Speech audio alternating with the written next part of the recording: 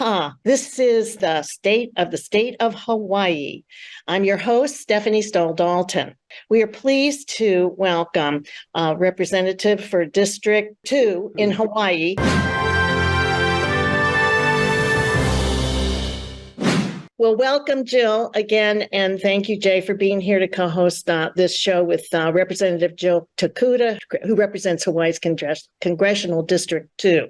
Yeah, I want to be clear about something, Stephanie. I would follow Jill anywhere, even to Washington. And furthermore, Jill has been on our shows a number of times, including most recently for the Chamber of Commerce and Military Affairs Committee and the military affairs organizations that the Chamber runs. So it's a delight to see her back again in her new capacity. Thank you for coming on, Jill. No, thank you for always having me. It's a pleasure. Well, Jill, can you give us a snapshot of your first 3 months with your highs and lows and other interesting tidbits? Well, I definitely will say it does feel like dog years a bit. It's only been 3 months, but it's been quite a whirlwind. As many people know, it even took us about 4 days to be sworn in the very beginning, 15 solid roll call votes in which we tussled with the new majority. And really kind of gave us some insight to what the months and the next 2 years are gonna look like. So it has definitely been a whirlwind. I will tell you, representing the 2nd Congressional District, and I know it's confusing for some, we have 2 congressional districts. Mine's is all of rural Oahu, Kaneohe, where I live, and all of the neighbor islands. So it is a very big district. You cannot drive across it. You've got to fly or take a ferry to it. But it's been a really wonderful and humbling experience. And I am home as often as I can be. As you can tell right now, we are in the middle of a bit of a recess where we're allowed to come back to district and connect with constituents. I've been home for a week now. We'll go back on Sunday. But I think I've done about 7 trips since I got sworn in January, back and forth, coming home. If I can even get a few days here, it makes a huge difference. One, yes, for my husband and my 2 boys, but also to be able to go out and connect with all of our constituents throughout the island. That's most important for me. So it's been quite a ride so far, Stephanie and Jay. Well, Jill, you go into the crucible there. You're talking about the new leadership, I guess you put it. I don't know how I would keep my feelings in check with the new quote leadership. That's what a small L leadership. I mean, these people are out of their minds, and they're not doing legislation. They're not adept. They're not looking at public policy. They got the craziest agenda imaginable. How do you deal with that, Jill? How do you hold your hold your reaction down when you see this happening? Well, thank you so much for expressing many of my feelings there, Jay. How do you really feel about all of this? But exactly. I will tell you here. I will tell you the one really important thing is that we never forget where we've come from. I think we're very blessed that we come from a place like Hawaii, where we are really raised on the values of aloha. We are taught that it's so much more than a phrase. It's a way of life. It's the way we treat each other with respect. It in no means is a sign of weakness, it's strength. And I think that's what Congress needs right now. When we take a look at the divisions, the partisan divisions we have, when we understand the fact that the victims in all of this are the people that we've been elected to represent and to serve and to help, we've got to do better. They deserve better. We all do. And so, for myself, I will tell you, it is a long trip home, 12 hours each way. But it is a constant, wonderful reminder of why we fight, why we have got to continue to stand up there in DC for the most basic things that our families and our constituents and communities need right now. And is it easy being in the minority? Absolutely not. 12 years in the state Senate, always a super majority. But I will tell you, it reminds me every day when we go there and we see the kind of legislation being put up and we see the arguments or lack thereof that they're making, it really reminds us why we got to fight. Why we have to fight and be present. How do you do that? How do you do that? I mean, for example, there's Marjorie Taylor Greene doing some bizarre things. Yes. You wonder whether she finished grade school. You really do. And what grade school that was. But don't you want to say, look, Marjorie, can we just have a moment in the hallway here? Let me explain to you the meaning of the word rational. Mm-hmm. I mean, do you ever want to take her aside and and try to deliver the Hawaii message to her? Yeah. Yes, but I will tell you what absolutely is, more effective to me really is focusing in on making sure that at the table that we are providing that voice of reason, we are providing the facts, we are grounding it in something that is real. And I will say this, that as much as you've got the Marjorie Taylor Greenes and the Lone Forberts out there just kind of trying to tear this country apart, I really think it's about the democratic unity that you've seen since absolutely day one in our votes for who we thought should be speaker. That is going to help be our force against a new majority, a slim majority that really, to me, is trying to tear this country apart. So our unity is our strength. Our diversity is our strength. I mean, take a look at Congress right now, at the faces, at the perspectives, at the people we represent. I would say 8 out of 10 times, if you're looking at that diversity, you're looking at a Democrat who is there to really make sure that our views are not just represented, but they're acted upon. Representation matters, and I can't be more proud of the fact that I'm a part of that class. Well, Jill, tell us about your entry into the committees. Did you choose them? Did they select you? How were you received? Does that increase your voice power? Tell us a little bit about that process. Well, I will tell you, it was fascinating because it was very different from any committee selection negotiation that I've ever experienced in the state Senate. Much, much different. But I will tell you that I am very happy that I got the committees that I've been appointed to. I fought hard to get on the Agriculture Committee in a Farm Bill year every 5 years. This is when you want to be on that committee. You want to make sure Hawaii, all of our farmers, ranchers, and producers are represented in this Farm Bill. So I'm very, very pleased about that. And in particular, I focused in on the Nutrition Subcommittee, biosecurity. Got so many threats to ag. I'm on that subcommittee. I'm also on the livestock, dairy, and aquaculture. It's a long name, I apologize. But basically, your cattle, your cows, all of this, your pigs, your chickens, your fish, part of that subcommittee as well. So that was really important for me to get on the Ag Committee during a Farm Bill year. The second committee that I, made sure that we were represented on and was appointed to was the Armed Services Committee. And in particular, the Readiness Subcommittee and the Military Personnel Subcommittee, because again, everything we can think about, whether it's land leases, whether it's Red Hill, whether it's our posture in the Indo-Pacific, it's going to come through these subcommittees. So that was really, really important for me. There's definitely more committees that I put my markers down for that I would love to be a part of going forward into the future. But having these two assignments were really critical.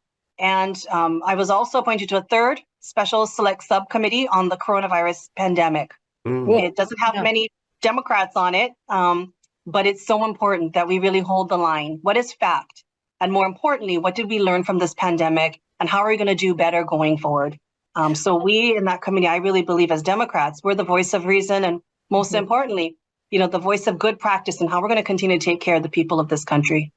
Well, Jill, why you mentioned that there were fewer people on that committee. What is that all about? People don't want to serve there? Or what was the situation? It's just a matter of negotiation and percentages. It's not that there is not a desire to serve. But we are status, yes? Is that an issue? Well, we're a minority, right? Democrats are in the minority. So we do get less representation on many of these committees. And so we recognize on all the committees we serve on, but especially on some of these select subcommittees, that we have really got to punch above our weight limit because we are going to be outnumbered by the representation of the majority. But more importantly, too, the rhetoric is a lot more divisive in some of these committees. And so how are we really going to hold the line in these conversations? Well, how do you handle that as a newbie? You're just very junior. I mean, that there is a status issue there, right? But do you feel you can raise your voice? Are you? I mean, it sounds like you've got all the power to do that yourself. But are you in any way constrained, or do you feel like you can speak your mind and do your representation as you wish? That's a great question, and I will tell you this. I mean, before coming into Congress, obviously we've got concerns about being a freshman, being new, being one of 435. But here's one of the things I've learned really quickly. We all get 5 minutes.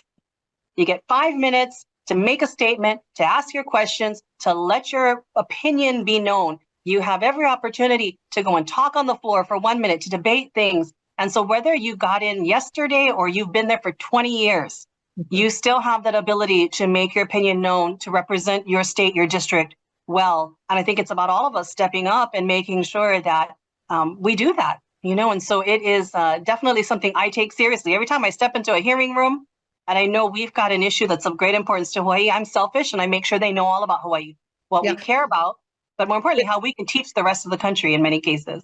Absolutely. I love that spirit. You also are working on the Farm Bill reauthors. Is that what you mentioned earlier? You said something about 5 years reauthorization. Yes. So are you in that situation allowed those minutes to speak? How does that work? Do you get your voice in on that? Absolutely. Yeah. So, when we've got hearings in front of the Agriculture Committee, subcommittees haven't really started yet, but in all of those, as a member, I get my 5 minutes to ask questions. I have the ability to meet with the chairs and really talk about what our priorities are to make requests. Just the other week, was able to testify before the House Appropriations Agriculture Subcommittee, talk specifically about Hawaii, what our needs were, what our concerns were. So, being part of these committees really gives you entree into being able to be a part of the discussion, be in front of decision makers that are actively, calling the shots on a lot of things. So definitely important. Well, if you don't mind, what are some main points for Hawaii's agriculture? Is there any interest in supporting our native plants? In other words, I've heard programs about we should be planting, yam, the things that sustain the Hawaiians. We should do those. People still eat them, right? The sweet potatoes and the other delicious fruits that we rear. But what are people open to what we're doing and see that as anything interesting, or what do you have to do to get that message across? Absolutely. I'm first and foremost, I will tell you this, and I learned this, and I share this often. I was listening to a Future Farmers of America student talk a couple months ago, and she made a really strong statement to all of us, telling us how easy it was to be a consumer. You can go to the grocery store, you can buy something off the shelf, you can commit to eat local, you can buy something from a restaurant. Producing that food, now that's tough right there. That's a challenge, and we've got to start to respect and give honor to that role. And so, every day when I am fighting as part of the Ag Committee to make sure our agriculture producers, our farmers, our ranchers get the help that they need, I think about it from a producer's lens. I've sat and listened and talked to farmers and ranchers throughout our state, and I continue to do so, and really listening to them in terms of what are the pain points, what are their hopes and opportunities. Stephanie, you brought up a good point that I've heard throughout the state as well. Are we creating a space for traditional food systems and agricultural growing methods that are indigenous to Hawaii? And I would tell you that across the country, there is a similar hope that we can go back to those types of traditional foods and crops and staples, and how do we support them as well? So that is definitely something that I want to really carve out a space for, not just in a farm bill, but in our agriculture discussion. But more importantly, when we talk to our farmers and ranchers, it's a struggle, the cost to be a farmer, transportation, various inputs, your fertilizer, your feed, labor. We're suffering from a labor shortage throughout this, state, this country. Hard to get ag workers and find a place for them to live. So ag workforce housing. I mean, when we talk about the many, many basic challenges to agriculture, it really is out there. So I'm trying to figure out, how do we take a look at the Farm Bill as an opportunity for us to support our farmers in Hawaii, which vast majority are small to medium-sized farmers. They're not large corporate conglomerates here in Hawaii. But what does that mean to support them and help keep Hawaii in ag? Well, one thing that strikes me, Jill, go ahead, Jake. Yeah. Is that you were never shy in the state legislature. And in fact, you were never shy at all, ever, I think. And when you get in there with that 5 minutes, you can really, get some information in there.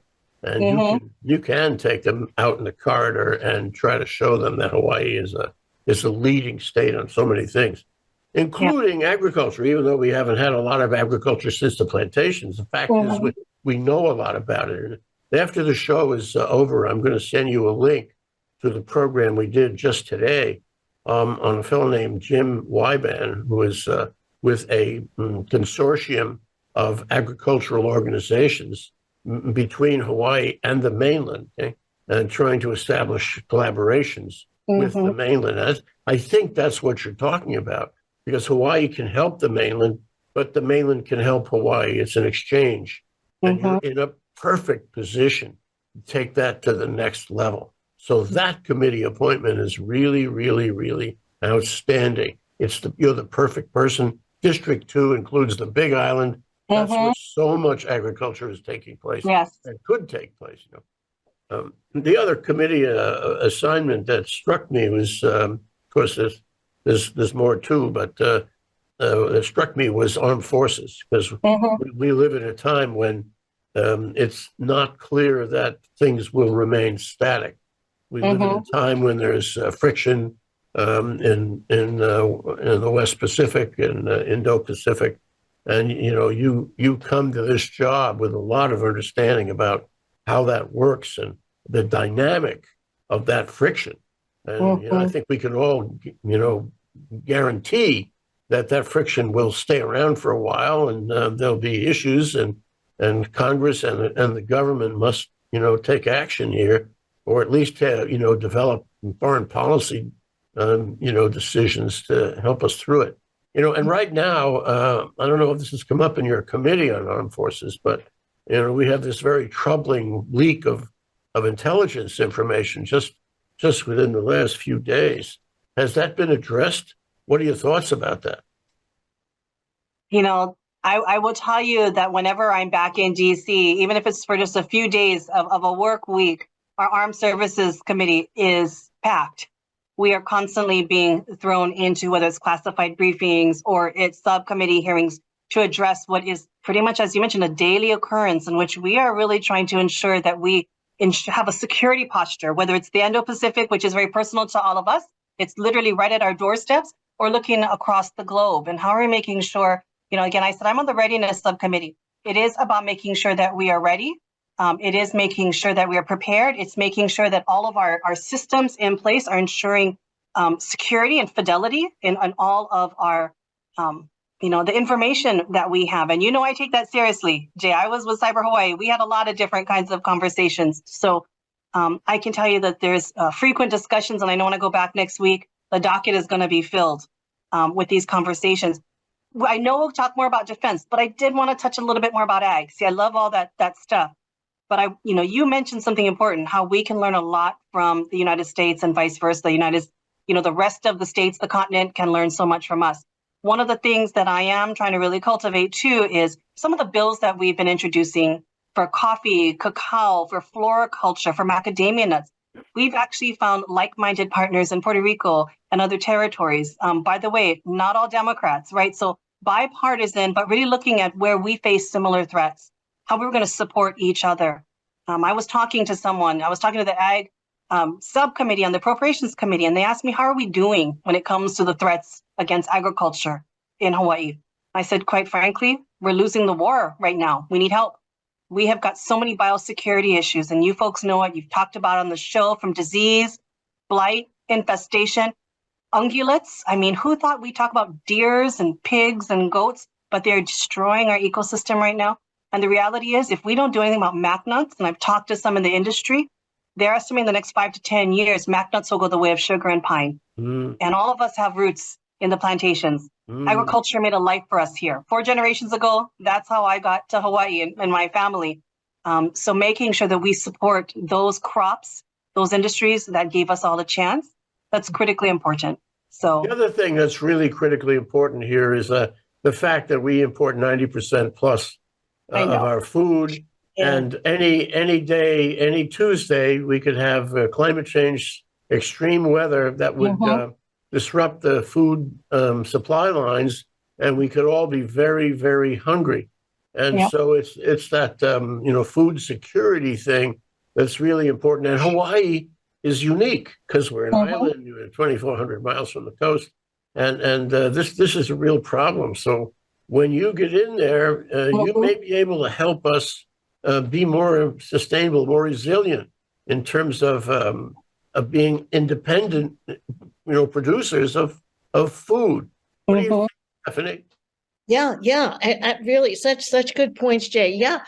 I was interested to know if there's any sensitivity. I mean, there must be on those well, certainly on the military committee, but we're sitting out here in the middle of the Pacific, and China has come in and overridden all kinds of things in all of these South Pacific island nations. And here we are at the forefront of, pointed right there and the closest to, and a target of all those who want to do us harm.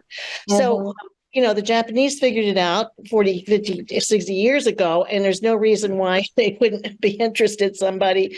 But is there a sensitivity to what I think is quite a bit of jeopardy that Hawaii has? And is there a concern for making sure that we're fully protected or would have access to the protections needed to push back against something like a Chinese front or any other nation? I mean, there's Korea too. I mean, so anyway, all of those threats. So what are you dealing with? Are those kind of like top secret things you can't talk about? But are we really being considered as in jeopardy here?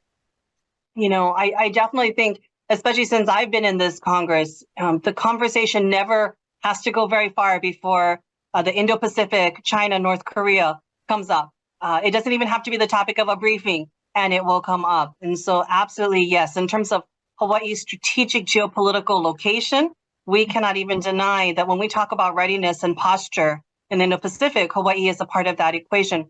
I do think it also provides us with a unique opportunity to have a discussion about what that means to have a military presence in Hawaii, and how it can be beneficial for both our communities and for our national and local security as well. And so I use this as every opportunity to talk about how the Department of Defense can support our local communities, be a good neighbor, if you will. And at the same time, in that vein, we are working towards our own local and national security as well.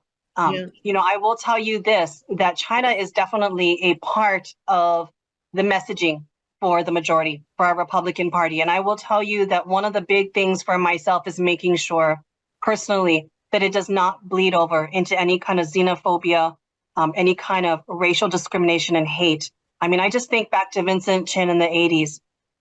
He was murdered because they thought he was Japanese. And in Detroit, they thought that the Japanese were taking over American car jobs, right?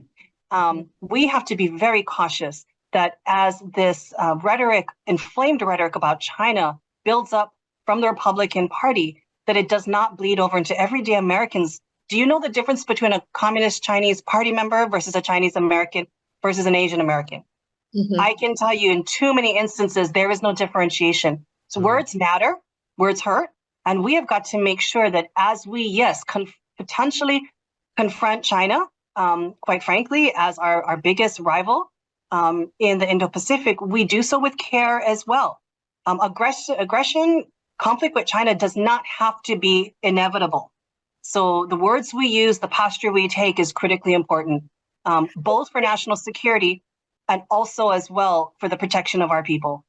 Well, absolutely, because I'm thinking of situations that are potentially dangerous. For instance, if China does care to do something about Taiwan in a much more aggressive way, we're probably going to be involved in something with them as our ally. But that immediately puts Hawaii back in a situation not unlike the Vietnam War. So that we could be turned into overnight a reception area for the U.S. forces that are coming to help with what it might be. But I'm just saying there's so many scenarios that I hope that the War College is working on and looking at this place as a very, very strategic, as you say, importantly strategic location, and that there are a million people here at least that are trying to live a life and be home. At the same time, Jill, your committee, Armed Forces, and those subcommittees are totally relevant to what's going on in Ukraine. And, Ukraine is where the future of democracy is. Ukraine is where the, liberal world order lives. And I wonder if your committee or the various armed forces committees have addressed that and your thoughts about it. We've started to have briefings on Ukraine. We're taking up various, theaters, if you will, and really taking a look at our posture in terms of readiness, in terms of what would be needed to really build us up to put us in the best positioned place going forward. In fact, there was a hearing on Ukraine that we had just recently. All these hearings are starting to merge together, but it's definitely foremost, in people's thoughts, in people's minds and opinions. I will say this, just not to go back to the Indo-Pacific, but I will say this. You're right, Stephanie. Hawaii is right in the middle of it. I also think we hold the key to how we balance things out. If you consider just the knowledge right here, we have East-West Center, we have APCSS, right? The Asia Pacific Center for Strategic Studies. If we are going to have a solution in terms of how we get through this and potentially avoid conflict, it's going to be because of the knowledge that we have here. The local knowledge, the cultural ties and history that we as a state have, our people have with the Indo-Pacific. I really would put all my money on Hawaii in terms of the leadership needed to get us through this and prevent any kind of conflict. What I also wanted to ask before we go, I wanted to ask you about the bills that you've introduced in addition to all of this other work that you've done. You've made work on getting bills submitted to the Congress. So tell us a little bit about that. Well, we've signed quite a few bills. I would tell you this, more time than we've got left. Reintroduced the blunt quantum bill, which is critically important. I talked about some of the other bills on coffee, cacao, macadamia nut, floriculture that we've introduced. And I will tell you, I have a lot more, especially in regards to access to healthcare and mental health services. So stay tuned. We're keeping quite busy. We're not done yet. Well, that's we want to stay tuned, Jill, because we know that you are the lens through which we can see what's going on there. And you can help us from time to time in understanding, this is a Yiddish word, the mishigas, which means craziness in Congress. And hopefully, within your term, you'll be able to correct some of that mishigas and develop good policy. We need that so badly, and we are so happy that you are there. Thank you. Yes, and you're following in the footsteps of some very, very strong women who made considerable career paths there for you to take and build upon, Patsy Mink and that. So I look forward to your taking advantage of those opportunities. You certainly seem to have all of the energy and capacity to get at it already. You're doing way beyond what is in your box, that's for sure. So we really appreciate that work that you're telling us about, and hopefully you'll be able to come back and talk with us again. Maybe get another bit of information from you, especially on this program, which is the state of Hawaii, and knowing what it is that we're managing to be attentive to in Hawaii. In Washington, D.C. for Hawaii is really important. I mean, for instance, this art contest that has mentioned as Hawaii's included in that. And there's going to be, is that the Congressional Art Contest? The Congressional Art Competition is underway now. I hope that we've got students across our state ready to submit their entries. We've got the Congressional App Competition later on this summer. I mean, there's so much going on that we can really showcase and highlight the wonderful talents and skills of our Hawaii students and residents. Well, I think that's a wonderful opportunity for the young people and a way to get a little bit involved in education too. So that's a whole nother topic we can take on at another. Yes. But it looks like we have a little bit of time left. Jay, do you have any other questions for Jill? Yeah. How much time are you spending with the other members of the delegation? How much information are you passing to them, and how much are they passing to you? There's definitely good communication that takes place amongst the congressional delegation. Oftentimes I will find it on the floor. As you can imagine, there's a lot of people on the floor. So there's a lot of walking around and talking and, making all kinds of good trouble. But definitely, usually find it on the floor, talk about what he's doing in district and whatnot. So I'm definitely enjoying the camaraderie amongst our four. And I think, as I've been taught by all of them and those that came before me, it's really how can we connect with the rest of this country so we can amplify our four and make it so much bigger and stronger and really get stuff done for our state. Yeah, and you're talking about the Hawaii delegation then when you say us four. Well, are the other people treating you nicely also? Are you welcomed by That's a loaded question, Stephanie.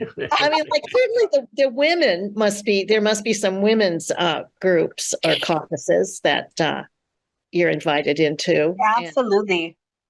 I've got a, I would tell you, as I kind of started off talking about, I've got a great freshman class. There's about 74 of us that came in, so quite a significant number. And I have just appreciated just the connection that we have, even when we're not in DC, texting each other, letting each other know how it's going, what's going on in district. So I've just been really blessed to have so many new friends, ones that I know will be around for quite some time, that will be able to get some real good work done together. Well, Jill, thank you so much for all of this information and at the level of detail you've provided and the insight that you've shown about what needs to happen going forward. And your opportunity there. And all of Hawaii is looking to make sure that you can take advantage of it and do it. Jay Fidell has been our co-host with me today, and we appreciate your presence very much. We'll look to have you back and do it again. This is the State of Hawaii show on ThinkTech Hawaii, and I'm your host, Stephanie Stoll-Dalton. We are bi-weekly, so come back here in 2 weeks and see our show. Aloha, everybody. Thank you for your viewing. Thank you very much, Jill. Thank you.